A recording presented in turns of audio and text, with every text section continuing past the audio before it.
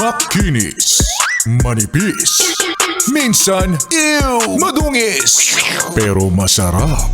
Mwah! Ikis. Sexy time na. Sexy Mega! O, di ba? Yung mga ganyang klase ng kanta. Ang kanta na yan, yung Secret Love Song. Naniniwala ako na team song din yan ng mga bukod sa mga broken hearted. Specifically, yung mga broken hearted kasi kabit sila. Bakit? Pinakinggan mo ba yung kanta? Pinakinggan ng mabuti?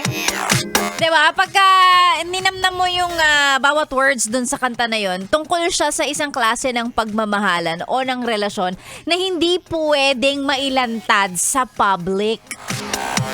Isang klase ng relationship na tinatago-tago lang.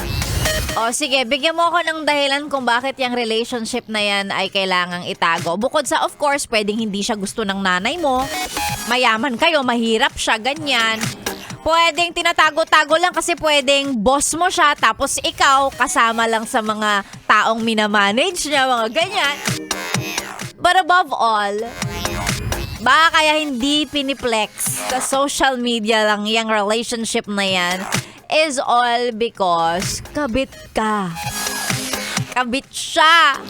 Hindi siya yung legal. Hindi siya yung number 1. Maaaring siya ay number 2, number 3, number 4. Hindi ko alam. Yan, di ba? Ako minsan sinasabi ko na lang sa mga friends ko na naghahanap ng mga motivational quotes mula kay Sexy Megan kasi ganun ako very motivating. Sinasabi ko na lang minsan sa kanila, alam nyo mga yes friend, kung naghahanap kayo ng motivation, basta wala kayong ninanakawan, wala kayong niyuyurakang ibang tao at hindi kayo kabet, okay kayo. Yun na yun. Basta hindi ka kabet, wala kang sinisirang ibang relasyon, okay ka na. Kaya kung ako sa'yo, kung ikaw, alam mo na hindi ikaw yung original, hindi ikaw yung number 1, kasi side chick ka, or hindi lang naman babae, I mean, pwede rin lalaki, tas, di ba, yung lalaki pala yung kabet. Ay, nako. Alam mong hindi mo deserve yung ganyang klase ng relationship. Uy, pag ganun.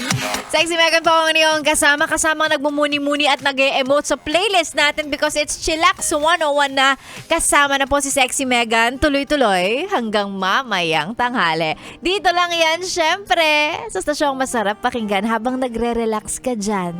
This is 101.1 ESFM. Solid. Good morning, yes, friend.